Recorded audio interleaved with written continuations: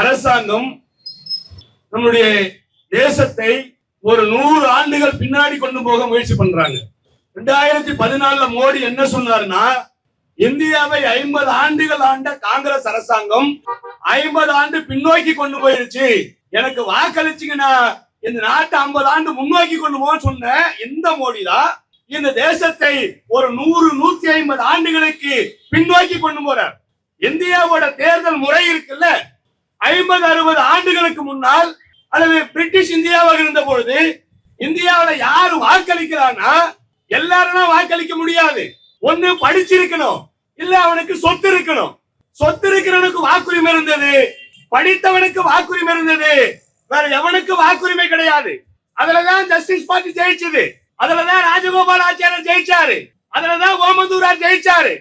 தமிழகத்தில் இருந்த அன்னைக்கு இருந்த சென்னை ராஜதானியில் இருந்த பெரும்பகுதி உழைப்பாளி மக்கள் பார்வையாளர்களாக இருந்தாங்க. இந்த தேசத்தை ஆண்டைகளாக இருந்த படித்தவர்களும் சொத்துடைமையாளர்கள் மட்டும் வாக்களித்தார்கள். அவர்களுக்கு வேண்டும் என்ற அரசாங்கத்தை உருவாக்கினார்கள். அந்த திசையை நோக்கிதான் இன்றைக்கு நரேந்திர மோடி அரசாங்கம், RSS அரசாங்கம் இந்தியாவை பின்னோக்கி கொண்டு போறாங்க. பீகார்ல 65 லட்சம் வாக்காளர்களுக்கு உரிமை கிடையாது. இந்திய அரசியல் சாசனம் கொடுத்திருக்கிற உரிமையில எந்த உரிமையும் மக்களுக்கு கிடைக்கல. ஜனநாயகமா, சமத்துவமா, குடியாட்சியா, மனசார்பின்மையா எதுவும் கிடைக்கல. ஆனா ஒன்னே ஒண்ணு மட்டும் கிடைச்சது, ஒரு மனுஷனுக்கு ஒரு ஓட்டு, ஒன் மேன் ஒன் ஓட் அப்படின்ற அந்த உரிமை தாண்டி வேற எந்த உரிமையும் கிடைக்கல. அதுல மட்டும்தான் சமத்துவம் இருந்தது. அந்த சமத்துவத்தை இன்றைக்கு ஒன்றிய அரசாங்கமோ தேர்தல் ஆணையமோ அது சின்ன பின்னமாக சீரழிக்கிற வேலையை செய்யறாங்க. மோடி ஒரு 4 நாய் வளர்க்கிறாரு.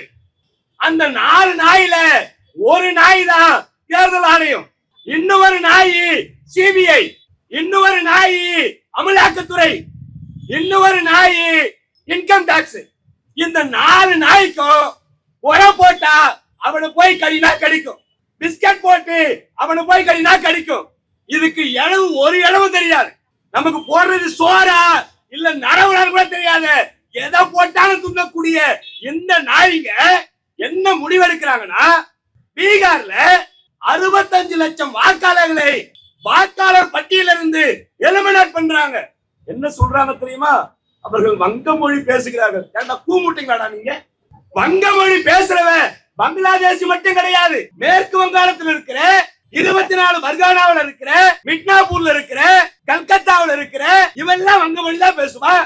வங்க மொழி பேசுறவன் அத்தனை பேரும் பங்காளியா, பங்களாதேஷியா? கூச் பிகாரி எங்க இருக்கு? அது முழுக்க முழுக்க பெங்கால் தான். பெங்கால் இருக்கிறவன் பீகார்ல இருப்பான், பீகார்ல இருக்கிறவன் பெங்கால்ல இருப்பான். அவன் என்ன மொழி பேசுறான் பார்த்து வங்க மொழி பேசுறியா, நீ எல்லாம் வங்காளி, உனக்கு ஓட்டுரிமை கிடையாது. நீ நியாயமா தேர்தல் ஆணையம் உப்பு போட்டு சாப்பிடுற ஆணையமா இருந்தா, சோறு சாப்பிடுற ஆணையமா இருந்தா நாண்டுகிட்டு சாகணும். நீ கொடுத்த வாக்காளர் அட்டை இருக்குல்ல, நீதான கொடுத்த, நானா கொடுத்த? அவர்கள் கொடுத்த வாக்காளர் அட்டை செல்லாதா? இந்திய அரசாங்கம் கொடுத்த ஆதார் அட்டை செல்லாதா? அந்தந்த மாநில அரசாங்கம் கொடுத்த ரேஷன் கார்டு செல்லாதா? பான் கார்டு செல்லாதா? எதுடா செல்லும்? Birth certificate. என்ன கேட்டா பர்த் சர்டிபிகேட் எனக்கு எங்க இருக்கும்? நான் 1972 பிறந்தேன். எங்க அம்மா எங்க வீட்டுல மாட்டு கொட்டால பெத்து போட்டுச்சு. அப்ப எந்த பஞ்சாயத்து ஆபீஸ்லயும் வேல்முருகன் ஒரு குழந்தை பிறந்துச்சு பதிவு பண்ணி வைக்கல, அவன் சர்டிபிகேட் கொடுக்கல. இப்ப என்கிட்ட வந்து நீ சர்டிபிகேட் கொடுக்கலனா நீ இந்திய குடிமகனே கிடையாது, உனக்கு ஓட்டே கிடையாதுன்னா உனக்கு எத்தனை கட்சி அடிக்கிறது?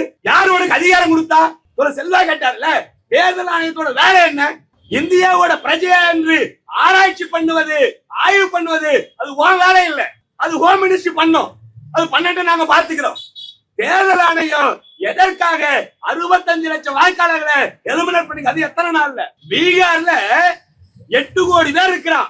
8 கோடி பேரை 20 நாள்ல ஆய்வுக்கு உட்படுத்தி இந்த 65 லட்சம் பேரு பேக் வாக்காளர் கண்டுபிடிச்சிட்டாங்க. எப்படிடா? தாசில்தார் ஆபீஸ்ல கம்யூனிட்டி சர்டிபிகேட் அப்ளை பண்ணா வர்றதுக்கு 1.5 மாசம் ஆகுது. பர்த் சர்டிபிகேட் போனா குழந்தை பிறந்து அது LKG படிக்கிறதுக்கு சர்டிபிகேட்டே கிடைக்க மாட்டுக்கு. ஆனா 15-20 நாள்ல 8 கோடி பேரை தேர்தல் ஆணையம் ஆய்வு பண்ணி அந்த ஆய்வின் அடிப்படையில அவங்க என்ன பண்ணாங்கன்னா 65 லட்சம் பேரை எலிமினேட் பண்ணாங்கன்னா எத்தனை லட்சம் பேர் நீங்க வேலை செஞ்சீங்க? ஒரு 15 நாள்ல வேல்முருகன் ஒரு ஆபீசர் வச்சுக்கோங்களா, ஒரு நாளைக்கு இப்ப நம்ம இன்ஸ்பெக்டர் இருக்கிறாரு, அவர்கிட்ட ஒரு நாளைக்கு 1000 பேர் கம்ப்ளைண்ட் கொடுத்தா எத்தனை கம்ப்ளைண்ட் அவரால் விசாரிக்க முடியும்? ஒரு 50 விசாரிக்க முடியுமா? சரி 100 விசாரிக்க முடியுமா? அவ்வளவுதான். 15 நாள்னா 1500 விசாரிக்க முடியும். 8 கோடி பேரை விசாரணை பண்ணா எத்தனை ஆபீசர் வேணும்? எப்படி செஞ்சீங்க? எது பேக்கு? வாக்காளர் பட்டியல் பேக்கா, நீங்க எலிமினேட் பண்ண அந்த பட்டியல் பேக்கா? முழுக்க முழுக்க ஒன்றிய அரசாங்கம் திட்டமிட்டு வாக்காளர்களை எலிமினேட் பண்ற யாரு? அவர்கள் பிஜேபிக்கு வாக்களிக்க மாட்டார்கள். மைனாரிட்டி போன எடு. அவர்கள் இடதுசாரி சிந்தனை இருக்கிறவங்க போன எடுத்து. அவர்கள் பாசிசத்துக்கு எதிராக மதசார்பின்மையை போற்றக்கூடியவர்களா எடுத்துரு. அப்ப அவர்களுக்கு வாக்களிக்க மாட்டாங்க என்று தெரிந்த அத்தனை பேரை எடுத்துட வேண்டியது.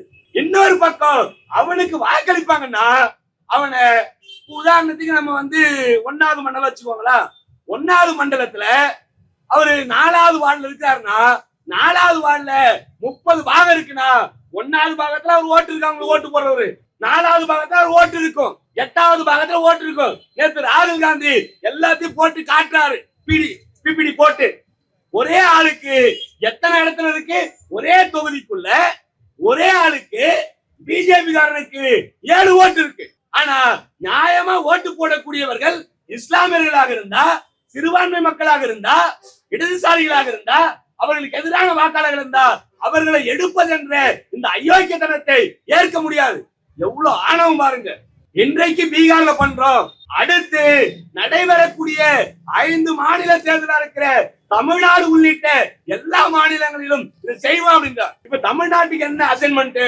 தமிழ்நாட்டுக்கு இருக்கிறவங்களை எடுக்கிறத விட தமிழ்நாட்டுல ஒரு 70-80 லட்சம் பேரை கொண்டு வந்து சேர்க்கணும். அதுக்குதான் பீகாரில இருந்து, ஒடிசாவில இருந்து, பெங்கால்ல இருந்து, ஜார்க்கண்ட்ல இருந்து, சத்தீஸ்கர்ல இருந்து இங்க பஞ்சமலைக்கு வந்திருக்கிற அவர்களுக்கு வீடு வாசல் எதுவுமே இல்லாம, பர்மனன்ட் அட்ரஸே இல்லாம, சைட்ல நின்று வேலை செஞ்சுட்டு போகக்கூடிய, தொழில் செஞ்சுட்டு போகக்கூடிய அவர்களை எல்லாம் வாக்காளர்களாக மாற்றி அவர்கள் மூலமாக தமிழகத்தை கைப்பற்ற வேண்டும். அதற்குதான் எடப்பாடி பழனிசாமி இப்ப லாவணி பாடிட்டு வராரு. அவர் திருநெல்வேலிக்கு போறாரு. திருநெல்வேலியில போயிட்டு என்ன கேட்கிறாரு? கம்யூனிஸ்டுகள் எங்கே இருக்கிறார்கள்?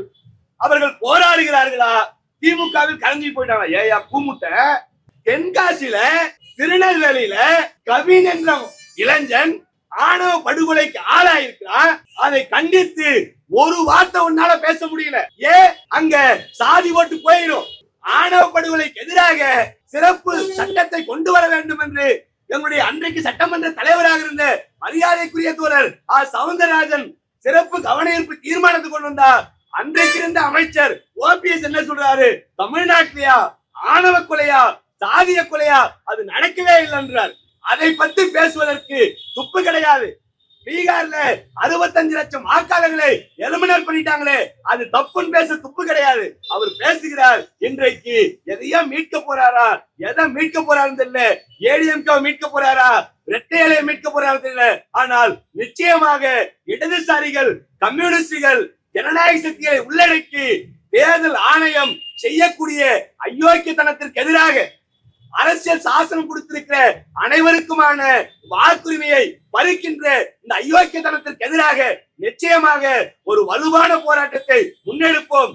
பிஜேபி அரசாங்கமும் தேர்தல் ஆணையமும் இந்த பிரச்சனையை கைவிடுகின்ற வரை தமிழகம் மட்டுமல்ல இந்திய நாடு முழுவதும் அந்த போராட்டத்தை நிச்சயமாக வலுவாக முன்னெடுப்போம். இன்றைக்கு மத்திய அரசாங்கத்தை எதிர்த்து அங்கு இருக்கக்கூடிய இடதுசாரி எம்பிக்கள், இந்தியா கூட்டணி எம்பிக்கள், இடதுசாரி இயக்கங்கள் டெல்லி மாநகரில் போராடி கொண்டிருக்கிறார்கள்.